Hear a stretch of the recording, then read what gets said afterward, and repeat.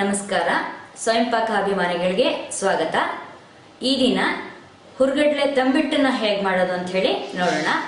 ಶ್ರಾವಣ ಮಾಸ ಬಂತು ಅಂದ್ರೆ ನಮಗೆ ಹಬ್ಬಗಳ ಸಾಲು ಸಾಲು. ಇದರಲ್ಲಿ ನಾಗರ ಚೌತಿ, ನಾಗರ ಪಂಚಮಿ ಕೂಡ ಒಂದು. ಈ ನಾಗರ ಪಂಚಮಿ ಅಥವಾ ನಾಗರ ಚೌತಿಗೆ ನಾವು ಈ ಹುರ್ಗಡ್ಲೆ ತಂಬಿಟ್ಟನ್ನ ಮಾಡ್ತೀವಿ. ಬೇಕಾಗುವ ಪದಾರ್ಥಗಳು: 3 ಕಪ್ಪು ಹುರ್ಗಡ್ಲೆ ಹಿಟ್ಟು, 2.25 ಕಪ್ಪು ಬೆಲ್ಲ ಪುಡಿ ಮಾಡಿ ಇಟ್ಟುಕೊಳ್ಳಿ, ಕೊಬ್ಬರಿ ತುರಿದಿದ್ದು 3 ಕಪ್ನಷ್ಟು, ತುಪ್ಪ 1.5 ಕಪ್ನಷ್ಟು, ಏಲಕ್ಕಿ ಪುಡಿ 1 ಟೀ ಸ್ಪೂನ್ನಷ್ಟು. ಬಾಣಲೆನ ಒಲೆ ಮೇಲೆ ಕಾಯ್ಲಿಕ್ಕಿಡಿ. ನೀವು ಕೊಬ್ಬರಿ ತುರಿದಿಟ್ಟುಕೊಂಡಿರ್ತಿರಲ್ಲ ಅದನ್ನ ಆ ಬಾಣಲೆ ಹಾಕಿ ಸ್ವಲ್ಪ ಅದನ್ನ ಹುರಿಯಿರಿ. ಯಾಕಂದ್ರೆ ಕೊಬ್ಬರಿಯ ಹಸಿ ವಾಸನೆ ಹೋಗ್ಬೇಕು. ಈಗ ನೋಡಿ, ಇದರ ಹಸಿ ವಾಸನೆ ಹೋಗುವಷ್ಟು 2 ರಿಂದ 3 ನಿಮಿಷದಷ್ಟು ಹುರ್ಕೊಂಡಿದ್ದೀನಿ. ಈಗ ಇದನ್ನ ಒಂದು ಪಾತ್ರೆಗೆ ತೆಗೆದಿಟ್ಕೊಳ್ಳೋಣ. ನೀವು ಈ ಕೊಬ್ಬರಿನ ಸಣ್ಣ ಉರಿನಲ್ಲಿ ಹುರಿಬೇಕು. ಆ ಕೊಬ್ಬರಿ ಹುರಿದ ಬಾಂಡ್ಲೆಗೆನೆ ನೀವು ತುಪ್ಪ ಹಾಕೊಳ್ಳಿ.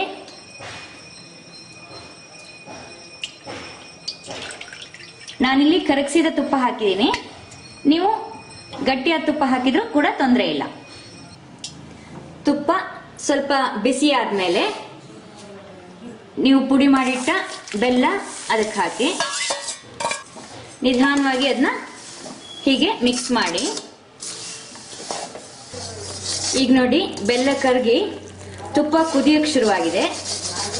ಈ ತುಪ್ಪ ಮತ್ತು ಬೆಲ್ಲ ಎರಡು ಒಟ್ಟಿಗೆ ಆಗೋ ಹಾಗೆ ನೀವು ಇದನ್ನ ಚೆನ್ನಾಗಿ ಹೀಗೆ ಕೈ ಆಡಬೇಕು. ತುಪ್ಪ ಬೇರೆ ಬೆಲ್ಲ ಬೇರೆ ಅನಿಸ್ಬಾರ್ದು ನಿಮಗೆ.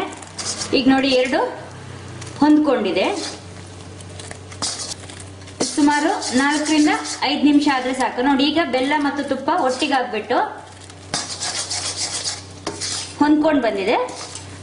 ಈಗ ನೀವು ಸ್ವಿಚ್ ಆಫ್ ಮಾಡಿ ಈ ಹುರ್ಗಡ್ಲೆ ಹಿಟ್ಟನ್ನ ಹಾಕಿ, ಹುರ್ಗಡ್ಲೆ ಹಿಟ್ಟನ್ನ ಜೇಡಿ ಹಿಟ್ಬಿಟ್ಟು ಇಟ್ಕೊಂಡಿರಿ.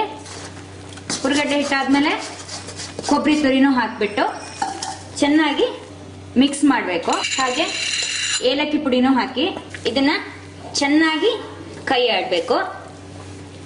ಬಿಸಿ ಇದ್ದಂತೆ ಕೈ ಆಡ್ಕೊಂಡ್ಬಿಡಿ.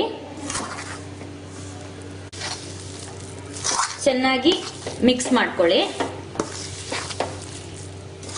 ಈ ಹುರ್ಗಡ್ಲೆ ಹಿಟ್ಟಿಗೆ ನಿಮ್ಗೆ ಎಳೆ ಪಾಕ ಬಂದ್ರೆ ಸಾಕು. ಎಲ್ಲ ಚೆನ್ನಾಗಿ ಮಿಕ್ಸ್ ಆದ್ಮೇಲೆ ಬಿಸಿ ಇದ್ದಂತೆ ನೀವು ಇದನ್ನ ಉಂಡೆ ಕಟ್ಬಿಡಿ. ಯಾಕಂದ್ರೆ ತಣ್ಣಗಾದ್ಮೇಲೆ ಅದು ಉದುರುದ್ರ ಆಗ್ಬಿಡತ್ತೆ. ಈಗ ನೋಡಿ, ನಾನು ಚೆನ್ನಾಗಿ ಮಿಕ್ಸ್ ಮಾಡಿ ಇದನ್ನ ಇಟ್ಕೊಂಡಿದ್ದೀನಿ. ಇದು ಬಿಸಿಯಾಗಿದೆ. ಒಂದು 2 ನಿಮಿಷ ಬಿಟ್ಬಿಟ್ಟು ನೀವು ಅದನ್ನ ಉಂಡೆ ಕಟ್ಲಿಕ್ಕೆ ಶುರು ಮಾಡಿ. ಯಾಕಂದ್ರೆ ತುಂಬಾ ತಣ್ಣಗಾಗ್ಬಿಟ್ರೆ ಉದುರುದ್ರ ಆಗತ್ತೆ. ನಿಮಗೆ ಬೇಕಾದ ಸೈಜಿಗೆ ಉಂಡೆ ಮಾಡಿ ಇಟ್ಕೊಳ್ಳಿ. ನಿಮ್ಗೆ ಬಿಸಿ ಅನ್ಸಿದ್ರೆ ಅದನ್ನ ಸ್ವಲ್ಪ ತಣ್ಣಗಾಗ್ಬಿಟ್ಕೊಳ್ಳಿ. ಆದ್ರೆ ತಣ್ಣಗಾದ್ಮೇಲೆ ಅದು ಉದುರಾಗತ್ತಾದ್ರಿಂದ ಅದಕ್ಕೆ ಸ್ವಲ್ಪ ತುಪ್ಪ ಹಾಕುವಂತ ಉಂಡೆ ಕಟ್ಟಿ. ಈಗ ನೋಡಿ, ಇದು ತಣ್ಣಗಾಗಿದೆ. ಹಿಟ್ಟು ಕೂಡ ಇದೆಲ್ಲ ಉದುರುದ್ರ ಆಗ್ಬಿಟ್ಟಿದೆ ನೋಡಿ. ಆದ್ರಿಂದ ನಿಮ್ಗೆ ಉಂಡೆ ಕಟ್ಲಿಕ್ಕೆ ಕಷ್ಟ ಆಗತ್ತೆ. ಸ್ವಲ್ಪ ನೀವು ಇಲ್ಲಿ ತುಪ್ಪ ಹಾಕೊಂಡು ಉಂಡೆನ ಸುಲಭವಾಗಿ ಕಟ್ಬೋದು. ತುಪ್ಪನ ಚೆನ್ನಾಗಿ ಮಿಕ್ಸ್ ಮಾಡಿಕೊಂಡು ಉಂಡೆ ಕಟ್ಟಿ ಚೆನ್ನಾಗಿ ಬರುತ್ತೆ ಉಂಡೆ. ಹೀಗೆ ಎಲ್ಲ ಉಂಡೆಗಳನ್ನು ಕಟ್ಟಿಟ್ಕೊಳ್ಳಿ.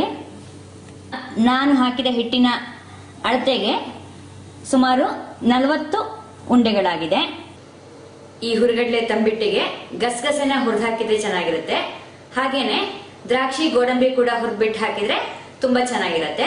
ಆದ್ರೆ ಸಾಂಪ್ರದಾಯಿಕವಾಗಿ ಮಾಡೋ ಪದ್ಧತಿಲಿ ನಾನೀಗ ಹೇಗ್ ಮಾಡಿದೀನೋ ಆ ಥರವಾಗಿ ಮಾಡ್ತಾರೆ.